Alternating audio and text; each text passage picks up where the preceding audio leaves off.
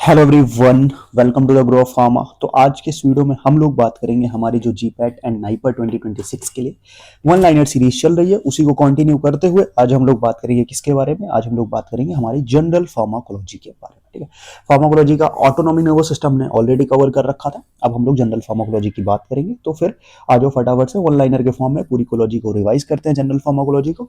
और इस सीरीज का लाने का मेरा सिंपल सा मोटिव यही है कि आप को एक नया तरीका मिले for the revision, so that आप जो अभी कंटिन्यू आपस नोट्स मॉड्यूल्स और इससे पढ़ रहे हो तो एक नए वे का आप रिवीजन करो। और जैसे कि डायरेक्टली वन लाइनर से क्वेश्चन आपको एग्जाम में देखने को मिलते हैं तो आप वो चीजें डायरेक्टली टैकल कर पाओ अगर आप यहाँ पे उसको देख के रखोगे तो। ठीक है, तो फिर आ जाओ फटाफट से स्टार्ट करते हैं। तो सबसे पहला जो आता है कि ओस्टवाल्ड स्किमबर्ग जो है वो हमारे पास क्या है, फादर ऑफ मॉडर्न फार्माकोलॉजी होते हैं, वाइल पॉल एलरिच साहब जो है वो हमारे फादर ऑफ क्या है, कीमोथेरेपी है।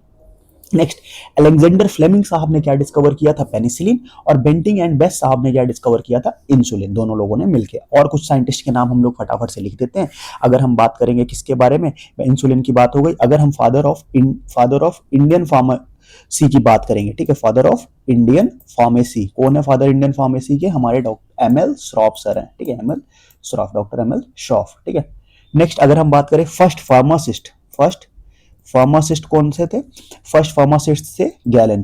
ठीक है, और अगर फर्स्ट इंडियन फार्मासिस्ट की बात करेंगे तो फर्स्ट इंडियन फार्मासिस्ट कौन था हमारा, सी के कोकाटे साहब थे फर्स्ट इंडियन फार्मासिस्ट। ठीक है, तो ये क्वेश्चंस आपको डायरेक्टली मिल जाएंगे। और फादर ऑफ फार्माकोलॉजी हमने देख लिया, father of modern pharmacology Oswald Schmiedeberg. Father of Indian pharmacology कौन है, इंडियन फार्माकोलॉजी के जो फादर हैं वो है कर्नल आर एन चोपड़ा। ठीक है, कर्नल आर एन चोपड़ा मतलब कर्नल रामनाथ चोपड़ा जी है जो फादर ऑफ इंडियन फार्माकोलॉजी है। और अगर बात कर ले हम फादर ऑफ फार्मेसी कौन है, विलियम प्रॉक्टर। ठीक है, विलियम प्रॉक्टर जो है वो फादर ऑफ फार्मेसी है। तो ये सारी चीजें जो है आप वन लाइनर्स फिर आप उस पर याद रखो तो आपको क्वेश्चन देखने को मिल सकता है। नेक्स्ट आगे हम बात करते हैं फार्माकोलॉजी। फार्माकोलॉजी का हमारा ग्रीक वर्ड फार्माकॉन से मिलकर आता है जिसका मतलब होता है ड्रग, एंड लोगोस का मतलब होता है study, meaning the science of drug action. Pharmacodynamics की अगर हम बात करें तो what the drug does to the body and studies the biochemical effect of the drug mechanism. मतलब क्या, यहाँ पे डायनेमिक आ रहा है तो मतलब ड्रग बॉडी पे जाके क्या इफेक्ट करती है। और अगर हम फार्माकोकाइनेटिक की बात कर ले तो वहां पे इफेक्ट आता है कि बॉडी जो है वो ड्रग के साथ क्या करती है। तो उसमें आपका ADME देखने को मिलता है, दैट इज आपका absorption, D for distribution, M for metabolism and E for excretion. आपको ADME वहां पे देखने को मिलता है। नेक्स्ट अगर हम बात करें इसेंशियल ड्रग्स क्या होती है, essential drugs are those drugs that satisfy the health care needs of the majority of population. वहां पे उसको इसेंशियल ड्रग के नाम से जाना जाता है। और ये डायरेक्टली क्वेश्चन पूछा गया इसेंशियल ड्रग क्या होती है, कि जो majority health care needs of the किसकी बात करें वहां पे, मेजोरिटी ऑफ पॉपुलेशन। तो यहाँ पे ये लाइन आपको याद रखनी, मेजोरिटी ऑफ पॉपुलेशन। ठीक है, तो WHO की जो हेल्थ केयर लिस्ट थी वहां पे उन्होंने 2021 वाले में 479 ड्रग जो है वो इसेंशियल ड्रग लिस्ट के अंदर में आया है। और इसी को हम लोग नॉन प्रॉफिटेबल ड्रग का नाम से भी जाना जाता है, नॉन प्रॉफिटेबल ड्रग्स। ठीक है, समझ गए बात को। नेक्स्ट अगर हम बात करें ऑर्फन ड्रग्स, अब देखो orphan drugs are very important. Orphan drugs के लिए आप बात करोगे orphan drugs use for the diagnosis, treatment and prevention of the rare diseases. किसके ट्रीटमेंट में होता है, रेयर डिसीजेस की ट्रीटमेंट में इसको यूज किया जाता है। ठीक है, और वहां पे डायग्नोसिस, रेयर डिसीजेस की ट्रीटमेंट एंड प्रिवेंशन। ठीक है, इसकी नेमोनिक आप याद करने का सैड सोफा, सैड से आपका क्या आ जाएगा, एस पे आ गया क्या आपका, एस से आ गया आपका सुमाट्रिप्टन। ए से आपका कौन सी ड्रग आ जाएगी, ए से आएगी एम्फोटेरेसिन बी और एजोसिटिडीन आ जाती है। डी से आपका क्या आ जाएगा, डी आपसे डिजॉक्सिन एंटीबॉडी दैट इज डिजीबाइंड आ जाएगा। फिर आपका एस से दूसरा सोडियम स्टिबोग्लूकोनेट भी आता है यहाँ पे। देन ओ से अगर हम बात करेंगे तो यहाँ पे ओ से भी आपकी एक ड्रग थी, मैं अभी मिस कर रहा हूँ, मैं आपको आप देख लेना उसको। एफ से आपकी अगर हम बात करें तो एफ से आपकी फोमेपेजोल आ जाएगी। ए से आपकी एम्फोटेरेसिन बी और एजासिटिडीन बताया ही हमने। और अगर हम आर से बात करें तो आर से आपकी कौन सी ड्रग आ जाएगी, आर से आ जाएगी आपकी रिफाब्यूटिन आ जाएगी। और आपकी क्या आ जाएगी, रिफाक्सिमिन और रिटुक्सीमैब आ जाएगी। ठीक, तो ये सारी ड्रग जो है वो आपको यहाँ पे याद रखनी है। ठीक है, ये जो ऑर्फन ड्रग्स के अंदर आती है। Next one is a prescription drugs. Prescription drugs ऐसी होती है जो हमारे पास रिक्वायर करती है किसकी, medical prescription, while OTC drugs can be bought without the doctor prescription. ठीक है, तो प्रिस्क्रिप्शन ड्रग्स ऐसी होती है जो हमें बिना मेडिकल प्रिस्क्रिप्शन के नहीं मिल सकती। मतलब क्या होती है, वहां पे उसके लिए हमें डॉक्टर का प्रिस्क्रिप्शन चाहिए होता है। और जबकि जो जो ओटीसी ड्रग है, ओवर द काउंटर जिनको हम लोग बोलते हैं, उनको हम क्या करते हैं, वो आपको डायरेक्टली आप ले सकते हो, ठीक है। और प्रिस्क्रिप्शन ड्रग्स में आती लाइक आपका एंटी डिप्रेसेंट हो गया, एंटीबायोटिक्स हो गए, और ओटीसी में आपकी आ जाती लाइक आपका पैरासीटामोल हो गया, स्ट्रेप्सिल हो गया, एंटासिड्स हो गया, जो आप डायरेक्टली जाके स्टोर से खरीद सकते हो। नेक्स्ट अगर हम आगे बात करें नेचुरल ड्रग के सोर्सेज की, अगर हम बात कर लें तो नेचुरल ड्रग के सोर्सेज में आपका एल्केलॉइड, ग्लाइकोसाइड, वोलेटाइल आयल्स आ जाएंगे। एनिमल सोर्सेज में आपका इंसुलिन और हेपेरिन आ जाएगा। मस्कॉन आ जाता है जो मस्क डियर से मिलता है। मिनरल्स की बात करें तो हमारे पास मिनरल सोर्सेज लाइक आपका फेरस सल्फेट हो गया, मैग्नीशियम सल्फेट हो गया, लिथियम कार्बोनेट्स, ये सारे मिनरल्स ड्रग के सोर्सेज हैं। माइक्रो ऑर्गेनिजम्स की अगर आप बात करो तो पेनिसिलिन हो गया, स्ट्रेप्टोमाइसिन हो गया, ग्लूकोफिलिन हो गया, सारे micro organism, anti microbial agent सारे वहां से आपको मिल जाते हैं, ठीक है। नेक्स्ट आपके पास आता है क्या, सेमी सिंथेटिक ड्रग्स की बात करें तो सेमी सिंथेटिक ड्रग्स में आपका तो कौन सा आता है, हाइड्रोमॉर्फोन आ गया, हाइड्रोकोडोन आ गया। और सिंथेटिक ड्रग की बात करें तो आपका एस्पिरिन, पैरासीटामोल, सल्फोनामाइड्स, ये सारे आपके सिंथेटिक में आ गए। अब एक और इंपॉर्टेंट चीज, ड्रग का नॉमेनक्लेचर। तो ड्रग के नॉमेनक्लेचर में सबसे पहले जो नेम आता है वो आता है केमिकल नेम।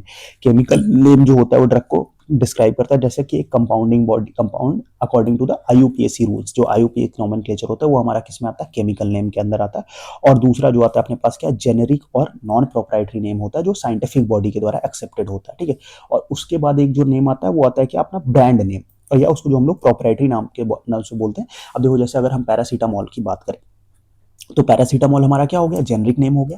एन एसिटाइल पैरामिनोफेनॉल जो है उसका केमिकल नेम है। बट अगर आप मार्केट में लेने जाओगे तो आप अगर आपने डॉक्टर से बोला, आप एक मेडिकल स्टोर पे गए, वहां से आपने बोला कि भाई मेरे को पैरासीटामोल दे दो, तो वो आपको हो सकता है डोलो निकाल के दे दे। दूसरी जगह पे आप जाओगे तो आपने बोला भाई मेरे को पैरासीटामोल दे दो, तो हो सकता है वो आपको कैलपॉल दे दे। तीसरी जगह जाओगे तो हो सकता है वो आपको क्रोसिन दे दे। तो ये तीनों क्या अलग अलग है, नहीं, तीनों है तो पैरासीटामोल ही, बट तीनों जो अलग नेम से आ रही है वो जो नेम है वो उनका ब्रांड नेम है। और पैरासीटामोल जो है वो उनका क्या है, जेनरिक नेम है। और अगर वही उसका आप आईयूपीएसी नॉमेनक्लेचर देखोगे जो आप मेडिसिनल केमिस्ट्री में पढ़ते हो, तो वहां पे एन एसिटाइल पैरामिनोफेनॉल आ जाएगा। समझ गए बात को। तो इस तरीके से सेम अगर हम एस्पिरिन की बात करें तो एस्पिरिन उसका जेनरिक नेम हो गया। एसिटाइल सैलिसिलिक एसिड जो है वो उसका आपका क्या हो जाएगा, केमिकल नेम या आईयूपीएसी नेम नॉमेनक्लेचर में आ जाएगा।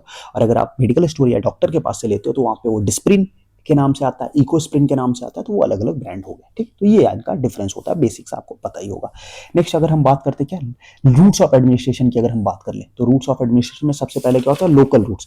लोकल रूट्स होते हैं use for the localized license at accessible sites, including like आपका टॉपिकल हो गया, डीपर टिश्यू, आर्टेरियल सप्लाईज हो गया। इसमें आपका डीपर टिश्यू में आपका इंट्रा आर्टिकुलर, इंट्राथीकल, और उसके साथ में रेट्रोबल्बर रूट आ जाता है, ठीक है। उसके बाद आर्टियल सप्लाई हो जाती है। तो ये हो गया आपका क्या, लोकल रूट्स। टॉपिकल में आपका स्किन पे आ जाता है, म्यूकस मेम्ब्रेन पे आ जाता है। नेक्स्ट अगर हम बात करें, अगला आता है आपके पास सिस्टमिक रूट्स। सिस्टमिक रूट्स में क्या आते हैं, वो पहले एक आता है क्या, कि जो आता है इटर्नल रूट, दूसरा आता है पेरेंटल रूट। तो इटर्नल में आपका ओरल, सबलिंगुअल और साथ में रेक्टल, इनहेलेशनल आ जाता है। जबकि दूसरा जो पेरेंटल आता है वो आता है आपका ट्रांसडर्मल, सबक्यूटेनियस, इंट्रामस्कुलर, इंट्रावेनस, ये सारे उसमें आ जाते हैं, ठीक।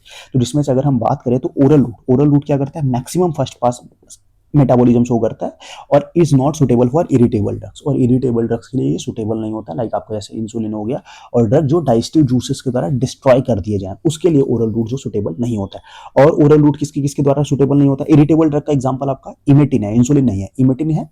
और इंसुलिन जो है वो उसके लिए सुटेबल क्यों नहीं है, बिकॉज इंसुलिन और आपकी पेनिसिलिन जो है वो डाइजेस्टिव जूसेस के द्वारा डिस्ट्रॉय कर दी जाती है, ठीक है। तो इरिटेबल ड्रग का एग्जांपल आपका क्या हो जाएगा, इमेटिन हो गया। दूसरी कुछ ऐसी ड्रग होती है जो अनपैलेटेबल होती है, मतलब जिनको हम निगल नहीं सकते, वो जैसे का आपका एग्जांपल हो गया क्या, पैरेल्डिहाइड हो गई। तो पैरेल्डिहाइड क्या हो गई, वो अनपैलेटेबल ड्रग्स है, उनको हम लोग निगल नहीं सकते, तो वहां पे उसके लिए भी रिस्पॉन्सिबल यूज नहीं होगा। और ड्रग जिनकी बहुत ज्यादा फर्स्ट पास मेटाबॉलिज्म है, लाइक लिडोकेन हो गया, नाइट्रोग्लिसरीड हो गया, तो उनके लिए भी नहीं हो सकता। और कुछ ऐसी भी ड्रग है जिनको ओरली एब्जॉर्ब ही नहीं किया जा सकता, जैसे आपकी अमीनोग्लाइकोसाइड क्लास की ड्रग आती है, स्ट्रेप्टोमाइसिन, उनको क्या कर सकते हैं हम, ओरली एब्जॉर्ब नहीं कर सकते। जब ओरली उसको एब्जॉर्ब ही नहीं कर सकते तो देने का कोई फायदा ही नहीं है। तो ये ओरल रूट से कुछ ड्रॉबैक्स थे। नेक्स्ट अगर हम बात करें, सबलिंगुअल और बक्कल रूट जो होते हैं वो लीवर को बाईपास करते हैं और use for emergencies and allow drug to be spitted after desired action. मतलब क्या, सबलिंगुअल का क्या होता है, सबलिंगुअल अगर हम टंग के नीचे अपने रख ले तो वो सबलिंगुअल होता है, और अगर जो हमारे साइड में चीक्स और गम्स हैं उनके बीच में रखते हैं तो वो बक्कल रूट में हो जाता है, ठीक है। और इससे हमारा लीवर बाईपास हो जाता है और इमरजेंसी में इसको यूज कर सकते हैं। और ये ड्रग, इसका एक बेनिफिट ये है कि जैसे ही यूज हो जाए तो उसको हम लोग स्पीड आउट कर सकते हैं after the desired action. Next, subcutaneous route is suitable for depot preparation and insulin but not for shock patient due to vasoconstriction. मतलब क्या होता है कि जो सबक्यूटेनियस रूट है वो डिपोर्ट प्रिपरेशन के टाइम पे हम लोग यूज कर सकते हैं like insulin, but shock patient को नहीं दे सकते क्योंकि वहाँ पे वैसोकंस्ट्रिक्शन हुआ रहता है, तो हम वहाँ पे इसको यूज नहीं कर सकते। नेक्स्ट आगे हम लोग बात करते हैं क्या इंट्रामस्कुलर रूट्स के बारे में। तो इंट्रामस्कुलर रूट जो होता है वो लेस पेनफुल होता है, डिपोर्ट प्रिपरेशन को अलाउ करता है, but should be avoided in anticoagulant treated patients में, वहाँ पे इसको अवॉइड किया जाना चाहिए। ठीक है। नेक्स्ट अगर हम बात करें इंट्रावेनस रूट्स, इंट्रावेनस रूट जो है वो क्या होता है हमारा 100% बायो अवेलेबिलिटी होता है और suitable for the large fluid volume but has a higher risk of sepsis and phlebitis होता है। और साथ में यहाँ पे दो तरीके का इंट्रावेनस होता है, एक होता है अपने पास आईवी बोलस, बोलस में क्या होता है जो हम इंजेक्शन देते हैं वो बोलस क्या आता है, दूसरा इन्फ्यूजन आता है जो हम क्या करते हैं ड्रिप जो लगाते हैं, वो हमारा किस में आता है, वो आता है इन्फ्यूजन में। अब एक और पॉइंट्स सारे हमने इंजेक्शन पढ़े तो वो समझ लो आप लोग। सबसे पहले जो आईवी रूट आता है इसमें हम लोग कहाँ देते हैं, इसमें हम लोग वेन्स में इंजेक्शन लगाते हैं, वेन्स एंड आर्टरीज में। इसका जो आता है 25 डिग्री सेल्सियस के एंगल्स पे लगता है। देन इंट्रामस्कुलर जो आता है वो हम कहाँ लगाते हैं, मसल्स में, और इसका जो एंगल रहता है वो 90 डिग्री होता है। देन आता है आपके पास सबक्यूटेनियस रूट, ये हमारा कहाँ लगता है, लूज एरियोलर कनेक्टिव टिश्यू में, और इसका जो एंगल रहता है वो 45 डिग्री रहता है। नेक्स्ट आता है आपके पास इंट्राडर्मल, इंट्राडर्मल जो होता है वो हमारा डर्मिस में लगता है और इसका जो एंगल होता है वो 10 to 15 डिग्री का एंगल होता है। तो ये आपको याद रखना बिकॉज इससे क्वेश्चन आपको देखने को मिल सकते हैं। नेक्स्ट आपका आता है absorption, absorption is faster with concentrated solution, larger absorbing surface area and increase vascularity of the absorbing surface. मतलब क्या है कि अगर यहाँ पे कंसंट्रेटेड सॉल्यूशन ज्यादा रहेगा तो एब्जॉर्प्शन ज्यादा होगा, सरफेस एरिया ज्यादा रहेगा तो एब्जॉर्प्शन ज्यादा होगा, और वैस्कुलरिटी मतलब वहाँ पे ब्लड वेसल्स का सप्लाई अगर एब्जॉर्बिंग सरफेस पे ज्यादा है तो वहाँ पे एब्जॉर्प्शन हमें ज्यादा देखने को मिलेगा। Next, weakly acidic drug are better absorb in acidic pH like stomach हो गया, और वीकली बेसिक ड्रग जो होती है वो बेटर एब्जॉर्ब होती है अल्कलाइन पीएच में।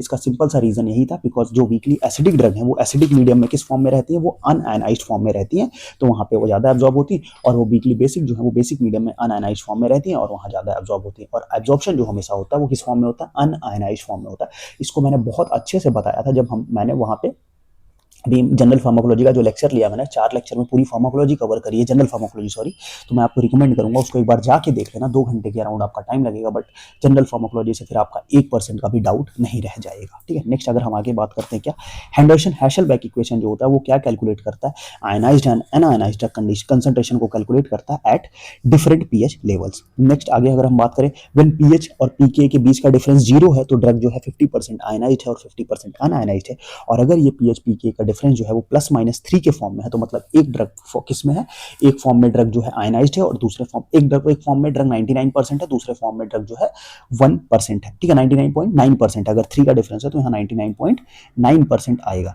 और कैसे होता है, अगर +3 आ रहा है तो मतलब हमारा आयनाइज्ड फॉर्म 99.9 है, अनआयनाइज्ड 0.1 है, और अगर -3 है तो आयनाइज्ड फॉर्म 0.1 है और अनआयनाइज्ड 99.9 है, तो ये आपको ध्यान रखना है। नेक्स्ट, बायो अवेलेबिलिटी क्या होती है, bio availability is the fraction of administered drug that reaching to the systemic circulation in unchanged form. मतलब जो सिस्टमिक जितना हमने ड्रग एडमिनिस्टर किया उसका कितना पार्ट सिस्टमिक सर्कुलेशन में अनचेंज्ड फॉर्म में पहुंच रहा है, वो उसकी बायो अवेलेबिलिटी को रिप्रेजेंट करता है, और आईवी रूट के लिए बायो अवेलेबिलिटी होती है 100%। Next, first pass metabolism is extensive liver metabolism during the passes from the GI effect. मतलब क्या होता है कि जब जीआईटी पे जाता है तो वहाँ पे फर्स्ट पास मेटाबॉलिज्म हमें देखने को मिलता है, और वो एक्सटेंसिव मेटाबॉलिज्म होता है ड्रग को जीआईटी में पहुंचने से पहले, और उसकी वजह से क्या होता है ड्रग की जो एक्टिविटी है वो हमारे पास क्या हो जाती है, वो कम हो जाती है। ठीक है, तो फर्स्ट पास मेटाबॉलिज्म के लिए हमारे पास कौन कौन सी ड्रग ऐसी होती है जो फर्स्ट पास मेटाबॉलिज्म के लिए रिस्पॉन्सिबल होती है, मतलब जिनका हाई फर्स्ट पास मेटाबॉलिज्म हमें देखने को मिलता है, तो उसके बारे में अगर हम बात करें तो कौन कौन सी ऐसी ड्रग है।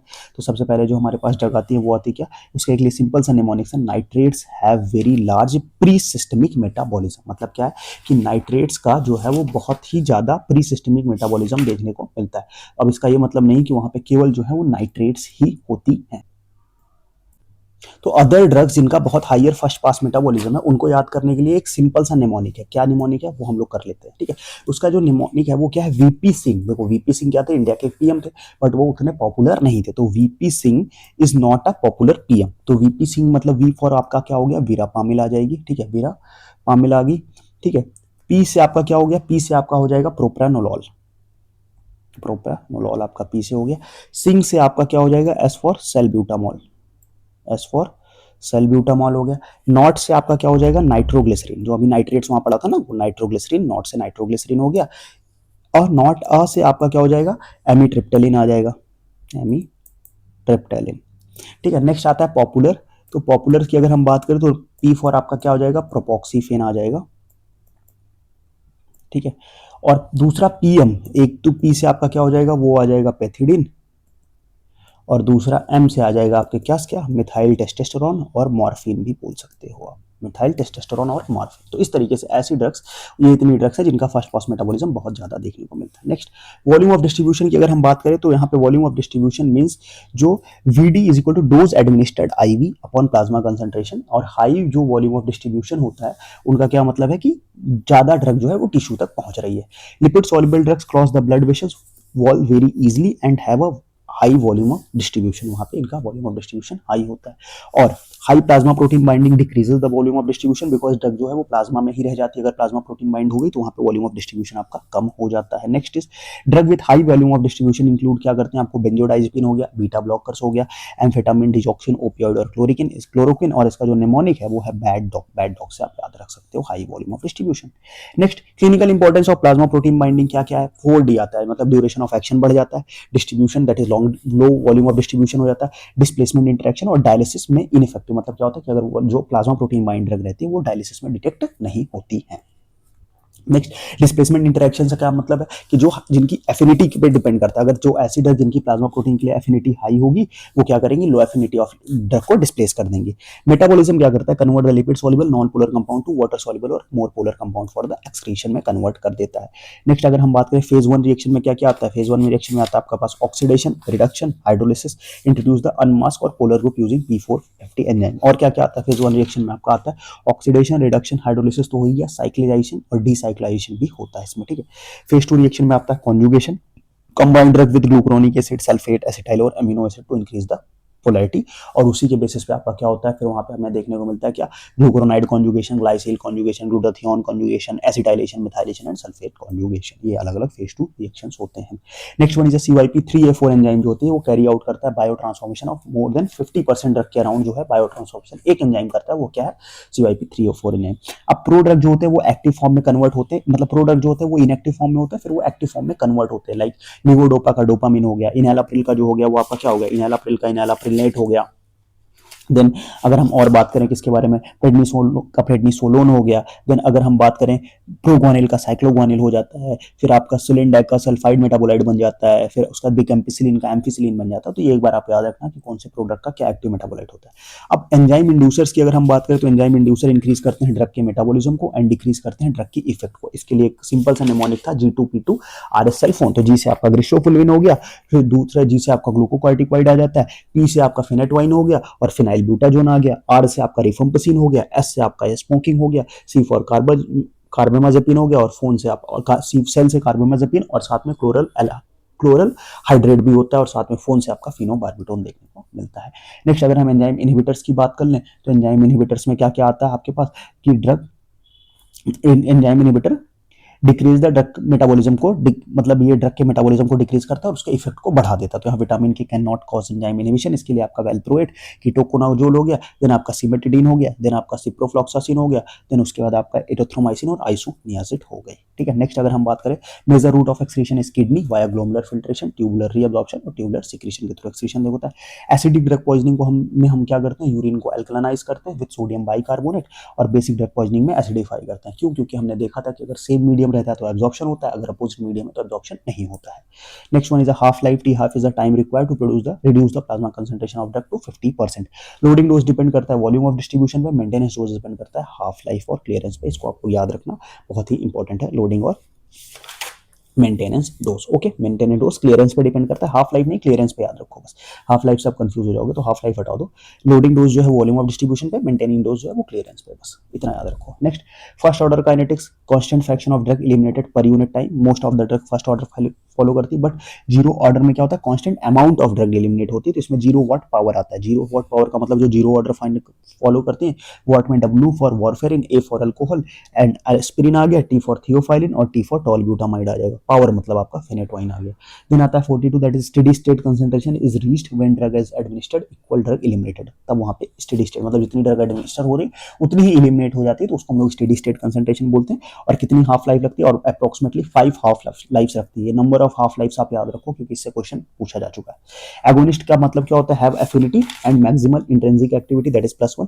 और अगर हम एंटागोनिस्ट की बात करें तो एफिनिटी होती, बस उनकी इंट्रिंसिक एक्टिविटी नहीं होती। और पार्शियल एगोनिस्ट है, उसकी जो सब मैक्सिमल इंट्रिंसिक एक्टिविटी होती है दैट इज 0 to +1 के बीच में वेरी करती है, और ये एंटागोनिस्ट की तरह एक्ट करते हैं in presence of full agonist. Next अगर हम आगे बात करें इनवर्स एगोनिस्ट की, अगर हम बात करें तो प्रोड्यूस इफेक्ट प्रोड्यूस करते हैं opposite to the agonist with negative intrinsic activity.